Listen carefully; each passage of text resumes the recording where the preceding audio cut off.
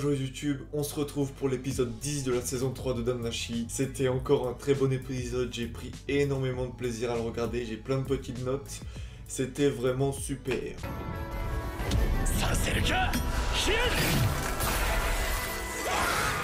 Avant tout, je tiens à vous signaler, j'ai sorti une vidéo sur les théories de Damnashi sans spoiler ni rien, donc vraiment des théories de l'après saison 3, qu'est-ce que ça pourrait être et autres. Je vous invite donc à le regarder. Je vous invite aussi à vous abonner à la chaîne, ça m'aide énormément, ça vous prend 2 petites secondes. Mettez dans les commentaires ce que vous pensez de l'épisode de ma vidéo, je réponds généralement à tous les commentaires, et voilà. On est parti dans ma chambre à Londres, il est minuit et demi, je suis un peu fatigué, j'ai 2 vidéos à faire.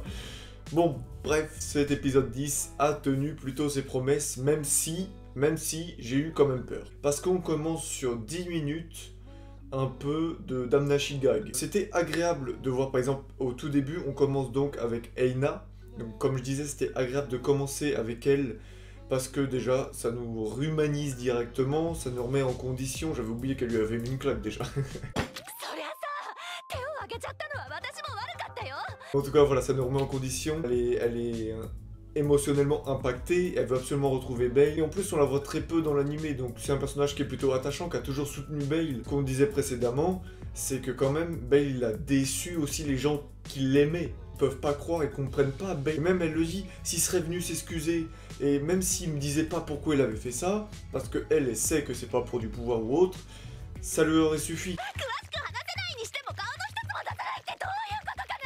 Ça a vraiment impacté même sur les gens qui connaissaient ses amis, ses proches. C'est très intéressant de souligner très rapidement ça. On a commencé avec ça. Ensuite, on voit les premiers pions qui commencent à jouer durant le fait que Eina parte. On voit qu'elle croise Hermès. Et Hermès commence à jouer son premier pion parce qu'il confie un objet magique à Eina pour qu'elle aille sauver Bale.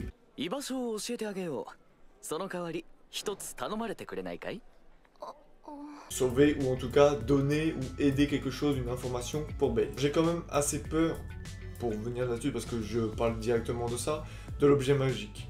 Dans Damnashi, j'ai vraiment peur parce que je veux pas trop qu'il soit trop. Il faut que Bale y galère sa race. Et si on commence à lui donner à chaque fois des trucs cheatés, comme j'ai déjà dit plusieurs fois, mais s'il en est là, c'est grâce à Freya principalement, c'est grâce à Ice principalement. Et donc voilà, on a vraiment, à part le Minotaur dans la saison 1, on l'a vraiment jamais vu énormément se débrouiller. L'apparition de sa magie, etc. On l'a jamais vu vraiment se débrouiller. Donc je veux vraiment pas que ça fasse ça et que ça fasse comme au Wargame où pour moi l'objet magique de Freya lui a permis de passer niveau 3. Ensuite, quand même, c'est plutôt intéressant parce que ces 10 premières minutes, en plus d'être un peu gag et un peu on se remet dans le contexte, oui voilà, exactement en fait, je dis les mêmes choses qu'à l'enculé. On se remet dans le contexte en même temps que c'est un peu gag. On se remet des plans avec la famille Loki, avec le chef de la famille Loki, qui suspecte que Bale va être un appât, mais est-ce que c'est le cas? Donc voilà, on voit vraiment ce côté stratégie.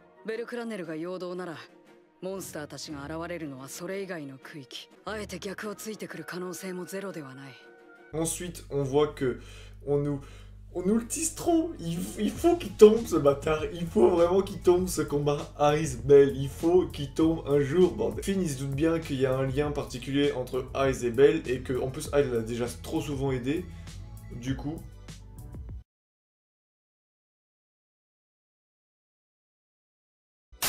Finn il dit à Ice qu'elle a trop aidé Bale, qu'il sait qu'il y a des affinités, du coup il veut pas l'envoyer. Et elle a dit non, écoute, s'il faut, je l'arrête, s'il y a des monstres, je le tue. Finn,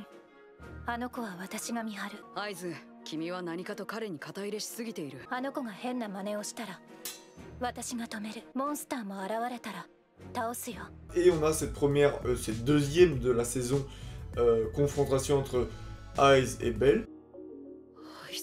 Ils se parlent pas, je trouve ça très chelou quand même que les deux se sont cramés mais les deux ne parlent pas en fait. Et il y a une première chose qui est intéressante, donc Bale il attire le regard des aventuriers, il fait exprès, il attire l'attention, voilà c'est un peu l'appât. Mais quand même il a un autre rôle parce qu'il doit les semer au bout d'un moment tout ça. Donc c'est quand même un peu compliqué. Bon, il y a l'invisibilité qui aide.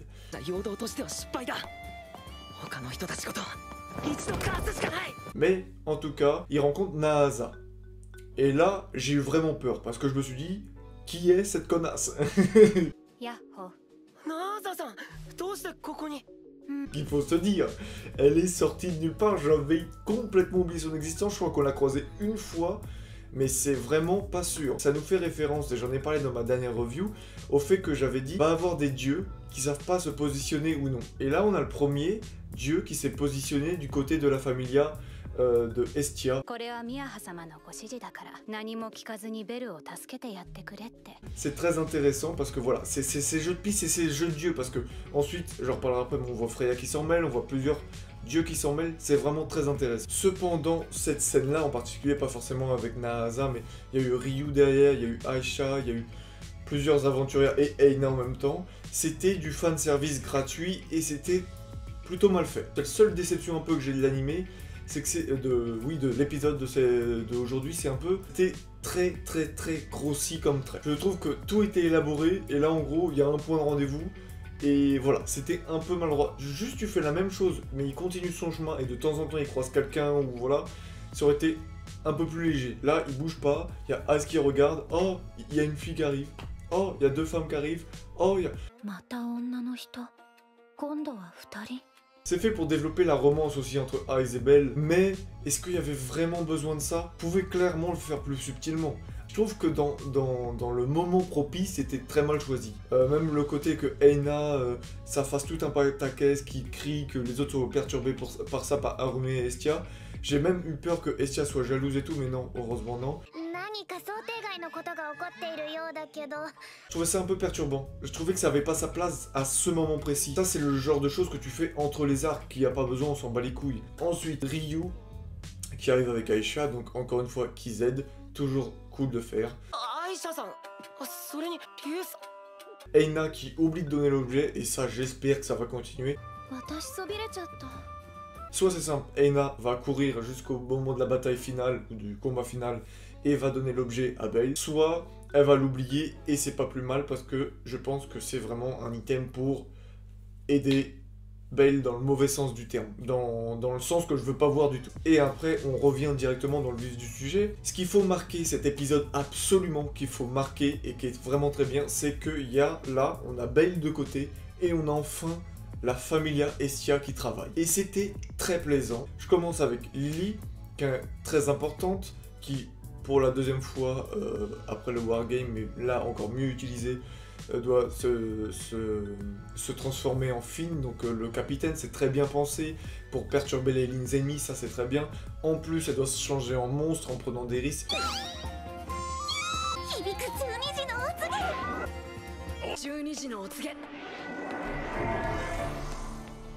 Le personnage, malgré tout petit et faible qu'il est, a tellement d'importance par ses actes et par son petit pouvoir. C'est très bien trouvé. Franchement, Lily, j'ai adoré cette idée, voilà, c'est vraiment un personnage, comme j'ai déjà dit, comme beaucoup d'animés font un peu, c'est que c'est pas une connasse qui va juste chialer et tout. Là, elle sert vraiment au plan, ça sert énormément ce qu'elle fait. C'est vraiment dans le plan quand tu réfléchis, dans un jeu d'échecs, quand tu fous la merde comme ça, c'est super important, c'est presque elle la pièce maîtresse, en plus de l'invisibilité. Vraiment très heureux du développement de Lily, encore heureux par rapport au développement de Estia, qui reste dans son sérieux du précédent épisode, donc vraiment très agréable. Haruhime, je suis content dans le sens où elle était là, et ensuite c'est elle qui va partir sauver Winnie.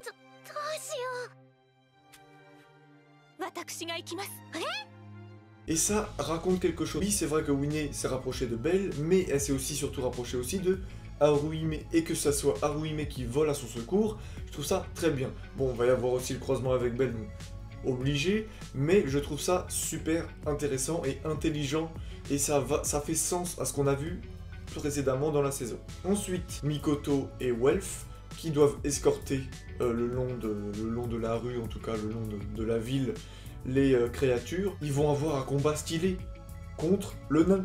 C'est tellement Gareth. J'aime bien l'appeler le nain, désolé.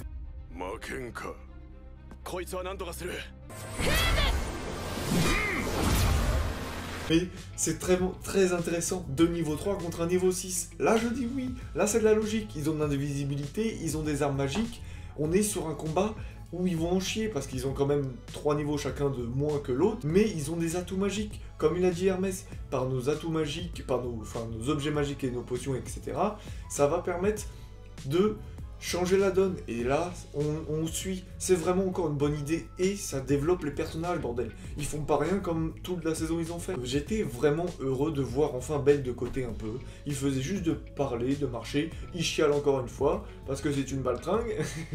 Mais en tout cas, ça faisait vraiment plaisir de voir la Familia enfin qui fait quelque chose de concret. Et eux seuls, sans qu'il y ait Bell qui arrive à leur secours ou autre. Dans l'épisode prochain, j'attends énormément le combat entre le nain, Mikoto et Welf. Aussi quelque chose qui a l'air stylé de ouf, c'est quand même Ryu vs Aiz, et je pense qu'il y a Aisha aussi derrière pas loin, ça a quand même de la gueule. Franchement, Ryu, on nous l'a vendu grave propre, Aiz, on nous l'a vendu survendu, survendu, donc j'attends ce combat aussi.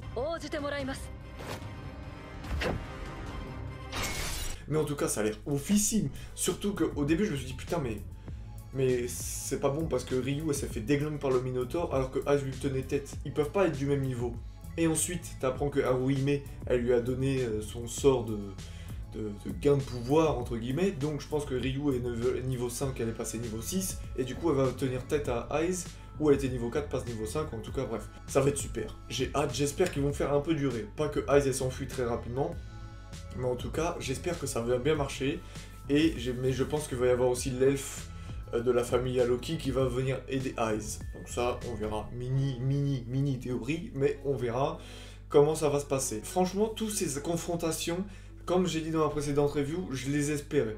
Qu'en fait, il y a des confrontations entre chaque membre de la familia ou leurs amis, entre guillemets, c'est cool. On a l'objet magique, donc entre l'épée de glace, la cape d'invisibilité, les fleurs qui font avoir de l'imagination, qui font troubler le regard, enfin tout ce que vous voulez, vous avez compris.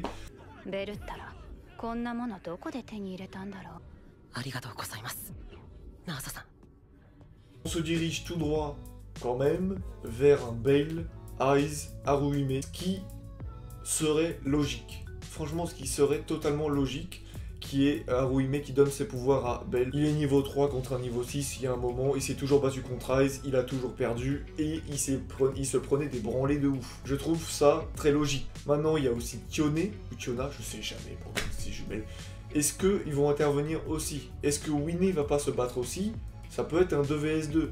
Mais un 1 vs 1 dans le combat. Et moi je me demande si pour que Aiz accepte les monstres entre guillemets, est-ce que Winnie va pas sauver Bale ou Winnie va pas sauver Aiz pour faire accepter ou émerger l'idée dans la famille Loki de laisser passer les monstres. Ça, je me pose la question. Aussi, j'ai oublié de le noter, ça. Je suis un ouf. On voit un petit côté du Minotaur et c'est celui qui n'a pas répondu. Parce que je pense, comme j'avais dit, qu'il y a certains monstres qui veulent en découdre avec les humains. Et je pense que le Minotaur, il veut en découdre sa mère.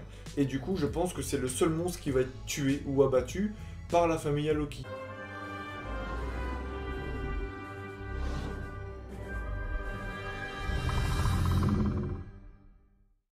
Et j'espère vraiment que ça sera un beau combat et qu'on pourra savoir un peu la source d'où vient le Minotaur. J'aimerais bien savoir ça. Comme je disais aussi, oh là là, j'oublie tellement de trucs. Il y a Freya qui s'immisce. Mais elle-même, elle dit, bah, au milieu de tout ça, je sais même pas ce que je pourrais faire, je connais pas cette fin, je connais pas l'issue. Otard, démerde-toi. Ou, oh là là, le Otard Minotaur, je veux le voir aussi, je veux le voir. Bref, il y a tout ça qui s'est passé. Et pourtant, il y a eu 10 premières minutes très lentes et très un peu, on s'en bat les couilles. Même si elles étaient sympas, elles étaient un peu hors sujet par rapport à tout ce qu'on avait avant. Et dans les 10 dernières minutes, tu arrives à nous mettre quand même tout ça. J'ai vraiment hâte d'avoir l'épisode prochain parce que Damnashi, c'est la base. J'adore. Vous avez pu le voir, je fais énormément de vidéos dessus. Chaque review, j'ai pas loupé une review, j'ai fait une vidéo théorie. Donc voilà. Dites-moi ce que vous en avez pensé dans les commentaires, n'oubliez pas de vous abonner, dites-moi si j'ai oublié des choses, on parlera dans les commentaires, je sais que je commence à avoir des petits habitués, on en parlera dans les commentaires, on évite de spoiler, pour l'instant il n'y a pas eu de spoil, et merci beaucoup, je vous dis à la prochaine, merci pour tout.